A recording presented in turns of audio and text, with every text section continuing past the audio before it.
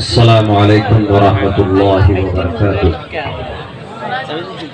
इन्नल हम्दलिल्लाहि नहमदुहु व नस्तईनुहु व नस्तगफिरुहु व नु'मिनु बिही व नतवक्कलु अलैहि व नऊज़ु बिल्लाहि मिन शुरूरि अनफुसिना व मिन सय्यिआति अमालिना।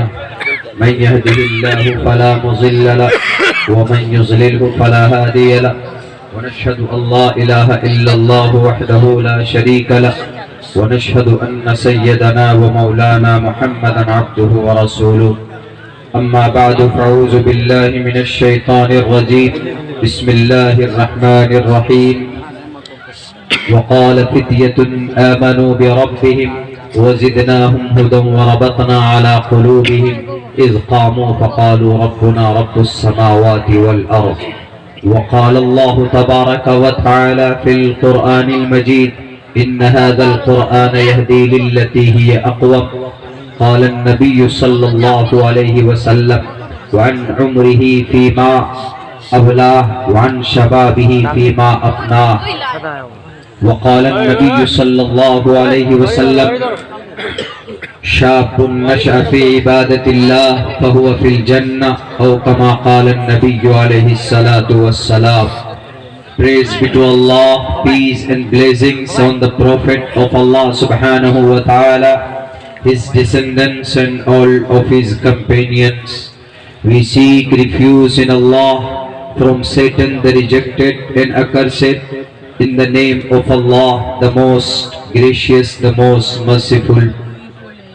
O my Lord, explain me my praise, ease my task for me, remove the impediment from my speech so they may understand what I say. Vasudev सुतं देवं कंसचानूरमर्दनं देवकी परमानंदं कृष्णां वंदे जगद्गुरुमः।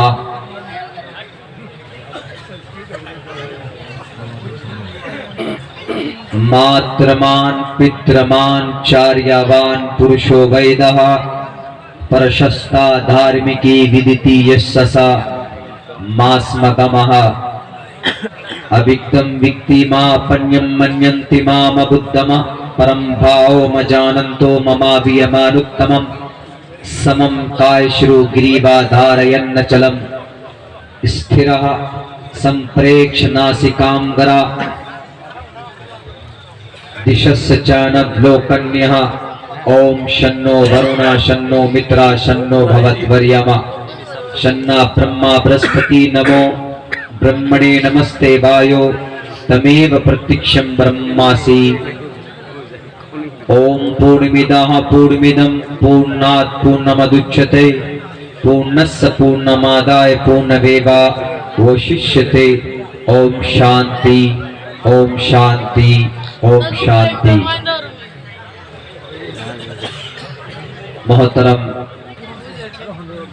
सदर महफिल स्टेज पर तशरीफ फरमा मुअज़्ज़ज़ मुहतरम हज़रात उलमाए किराम दानिशवरान इज़ाम और इस पिंडाल में बैठे और खड़े हमारे नौजवान साथियों, गयूर मुसलमानों,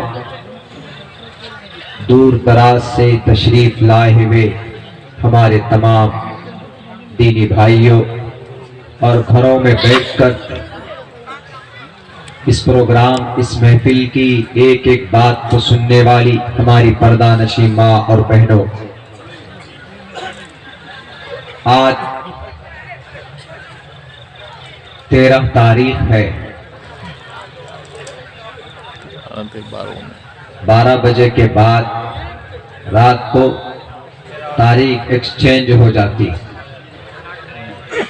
आपके यहाँ जलसे में तकरीर करने की दावत 12 तारीख की थी। दोनों प्रोग्राम को देखकर इससे पहले करीब के बस्ती बदर पारा बादरी पारा वहां और उसके बाद फिर आपके इस बस्ती में खुशी इस बात को देखकर हो रही है कि वहां पर भी सुनने वाले बहुत ज्यादा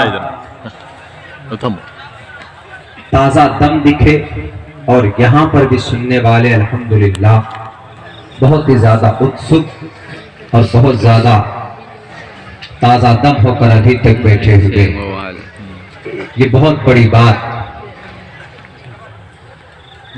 कई साथी वहां से यहाँ पहुंचे, कई साथी, कई नौजवान साथी। ये इस बात की दलील है कि आज भी हमें अपनी शरीयत से, अपने कुरान से बेइंतहा मोहब्बत है। इस बात की वाज़ेह दलील कि मौलाना आप बहुत दूर से आए, हम आपसे मोहब्बत सिर्फ यूट्यूब में नहीं करते, बल्कि आपसे हम क़ल्बी मोहब्बत करते हैं। ये प्रूफ है, this is a sign of truth और फेथ। एक मोहब्बत है कि आज भी हम उलमा से बेइंतहा मोहब्बत करते हैं अल्हम्दुलिल्लाह। खुसूसन हजरत मुफ्ती हजरत मौलाना इस्माइल साहब, उनका ऑर्डर और हुक्म है कि एक साथ में 2 प्रोग्राम आपको अटेंड करना है।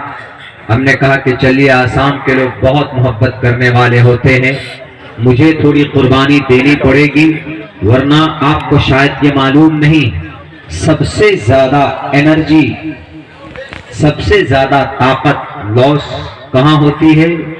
माइक पर बोलने से। यहां से ट्रांसफर होती है आवाज, ट्रांसफार्मर में, मशीन में जाती है।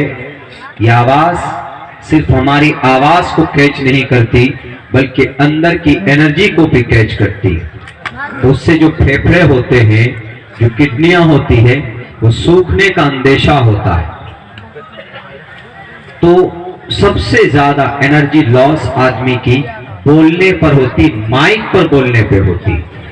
माइक पे बोले आप, आपकी एनर्जी लॉस होगी।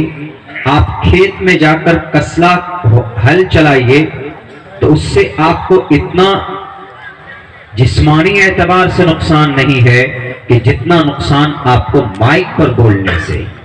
बहुत से लोग सोचते हैं कि अरे मजे ही मजे हैं, कुर्सी पर बैठकर तकरीर करते हैं। जो ये एतराज करते हैं उनको माइक थमा दीजिए और कहिए कि बेटा 5 मिनट बोल कर दिखाओ। पहले बात तो पैर कांपेंगे, बेहोश होकर गिर जाएगा, पता नहीं कब तक होश आएगा उसको नहीं। तो सबसे ज्यादा एनर्जी लॉस होती है।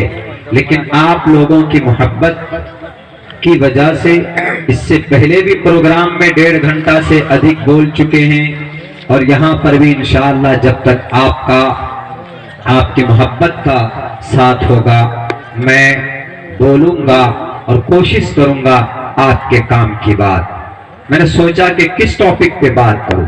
वहां पर औरत के हवाले से, पर्दे के हवाले से ज्यादा बात हुई, लेकिन यहाँ मुझे एक अच्छा खासा टॉपिक मिल गया।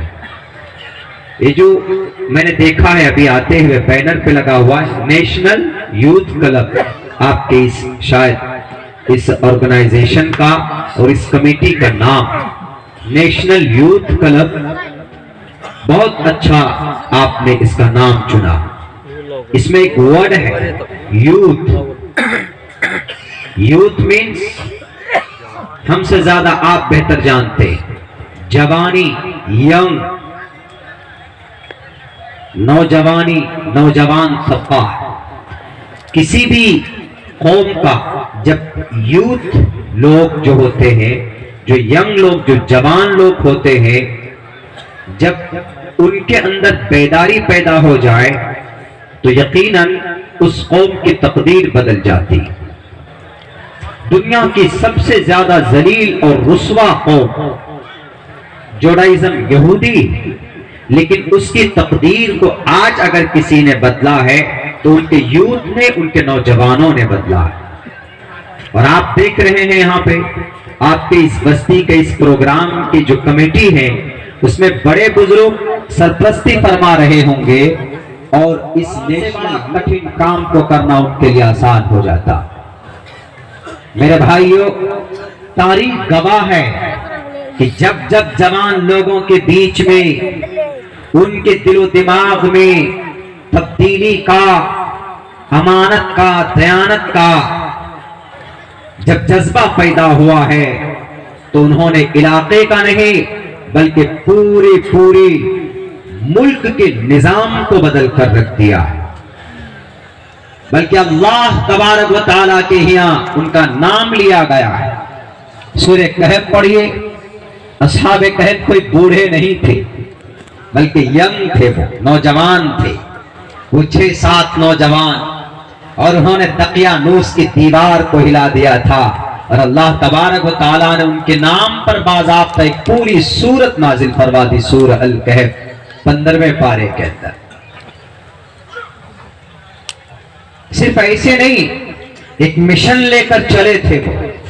अल्लाह के नबी अलैहिस्सलातु वस्सलाम जब उनको नबूवत मिली, तो नबूवत मिलने के बाद कि तुम अपनी उम्र कहां जाए करके आए, कहां बिता कर आए, जब पूरी उम्र की बात हो गई, वान उम्र ही, तो बात खत्म। लेकिन नहीं, अलग से फिर सवाल कायम किया, वान शबाबिही फीमा अफना, अपनी जवानी, पर्टिकुलर जवानी 20 साल 15 साल के बाद, यानी 14 साल, शरीयत इस्लाम में 15 साल से लेकर 40 से 50 साल की उम्र तुम कहां बिता कर आए, क्या करके आए, अलग पूरी उम्र के बाद भी जवानी के बारे में चोट लग जाए, आपका सर महफूज है तो आप खतरे से बाहर। पुलिस वाले जो चालान काटते हैं ना, वो शुक्र है उनका, और ज्यादा करके काटे। मेरे पास फोन आता बहुत, 2 दिन में 3 दिन में आ जाता हमारे यहाँ इलाके में कि मौलाना वो सच्चो साहब, बड़ा बाबू साहब ने हमारी गाड़ी रोक ली। क्यों जी?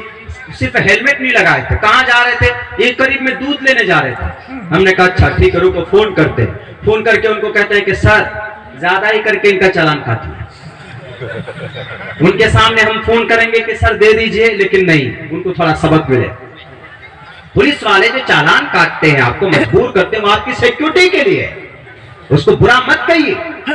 एक आदमी शराब पीता हुआ, बेचता हुआ पकड़ा गया, मुझे फोन किया कि हजरत हमारे गुमटी में, हमारे दुकान में ताले लगा दिए, जरा पैरवी कर दीजिए। जब हमने तहकीक की तो यकीनन वो शराब बेचता था। हमारे पास आया, हमने कहा कि मैं नहीं करूं, बल्कि फोन करके हमने कहा कि सर जो भी कानूनी कार्रवाई होती है कीजिए इसके ऊपर। और अल्हम्दुलिल्लाह अगर फोन कर दे थाने में, मैं नेता तो नहीं हूं बहुत बड़ा, लेकिन उस थाने के जो बेचारे पुलिस वाले हैं, वो हमको एज अ विद्वान, चतुर्वेदी का नाम सुनते ही वो लोग सिर्फ इतना जानते हैं कि ये वेदों का ज्ञानी, वो आधा काम हमारा यूं ही कर देते हैं कि बड़े चतुर्वेदी जी का फोन आए। वो लोग रिस्पेक्ट देते हैं, हम लोग ना दे अपने उलमाए किराम को। हमारे चतुर्वेदी हमारे उलमा हैं। हम तो कहते हैं लोगों से मेरे नाम के आगे चतुर्वेदी मत लगाइए भाई, लेकिन लोग लगा देते हैं वेदों को पढ़ने की वजह से। बैरक है, ये बातें आपके सामने रखी गई। तो मेरे भाई, ये 5 मिनट की तकरीर ने टीपू सुल्तान की जिंदगी बदल दी थी। और जब मरा, वो शहीद हुआ, शहीद को उनके यहाँ पहले ताऊस घोड़े पे तीर बरसा गया। अपनों ने गद्दारी की, बहुत लंबी हिस्ट्री है, शॉर्टकट में बोल रहा हूं क्योंकि वक्त बहुत हो चुका है। आखिर के अंदर मैं आपको यह बताऊं कि जब उनकी कनपट्टी में यहाँ पर थी, उनको गोली राइफल से मारा गया अंग्रेज ने, यहाँ कनपट्टी में, ये कान के ऊपर, यहाँ इस जगह पे, तो फौरन गिर गए घोड़े से नीचे। श्रीरंगापट्टनम मैसूर के उस मैदान के, अपने उस किले के अंदर गिरे। फौरन वो आया, आने के बाद उसके हीरे का एक पट्टा रखते थे टीपू सुल्तान, खैरात करते थे, देते रहते थे लोगों। उनको पता था, तो फौरन आकर उस पट्टे को लेने की जब कोशिश की, तो ऐसा पलट कर वार किया कि उस सिपाही की गर्दन उड़ा दी, वही के वही। जनरल हॉर्स ने कहा कि मत जाओ, ये जख्मी शेर है। बैक वक्त 5, 3, 4 बातिल ताकत निजाम दक्किन मदद के लिए नहीं आया, नवाब मोहम्मद मदद के लिए नहीं आया, और सामने में अंग्रेज मदद के, वो तो दुश्मन थे ही, और पीछे समंदर, सबके पास इन्होंने पर्चे लिखे। अफगानिस्तान भी लिखा खत कि मदद के लिए आइए, कोई नहीं आया। अल्लाह की जात पर भरोसा करके मैदान में निकल गए। और फिर जब शहीद होने का वक्त करीब था, टीपू सुल्तान को शेर इसलिए नहीं कहा जाता है कि उन्होंने वो डायलॉग दिया था, नहीं, शेर इसलिए कहा जाता है कि चारों तरफ दुश्मन, बीच में तन्हा अल्लाह का ये मुजाहिद खड़ा। इन्होंने अपने उस खिदमत गुजार को, खादिम को कहा कि तू क्या चाहता है कि मैं सरेंडर कर दूं? उन्होंने कहा कि सर सरेंडर कर दीजिए, जंगल हॉर्स के सामने बीवी है, बच्चे हैं। उन्होंने कहा कि मुझसे पहले मैं अपने बच्चों को कफन पहना चुका हूं, खान साहब मुझसे पहले मैं अपनी बीवी को कफन देकर आ चुका हूं, मैं अल्लाह के सामने झुकूंगा और मेरी मौत होगी तो सस्ते में होगी, मेरा सर झुकेगा तो अल्लाह के सामने झुकेगा। ये खड़े होकर पेशाब करने वाले जनरल हॉर्स के सामने मैं अपने सर को नहीं झुका सकता। और तुम कहते हो कि गुलामी की जिंदगी शेर की एक दिन की जिंदगी गीदड़ की 100 साल जिंदगी से बेहतर होती है। वो उसी वक्त का डायलॉग था जब अपने खान अपने खादिम को कह रहा था, तलकीन कर रहा था। निकले मैदान में, गोली मारी गई, नीचे गिर जाते हैं, वो सिपाही जाता है तो सर कलम करते हैं। तो 5 घंटे तक जनरल हॉर्स की हिम्मत नहीं थी उसके लाश के पास तक जा सके। क्यों?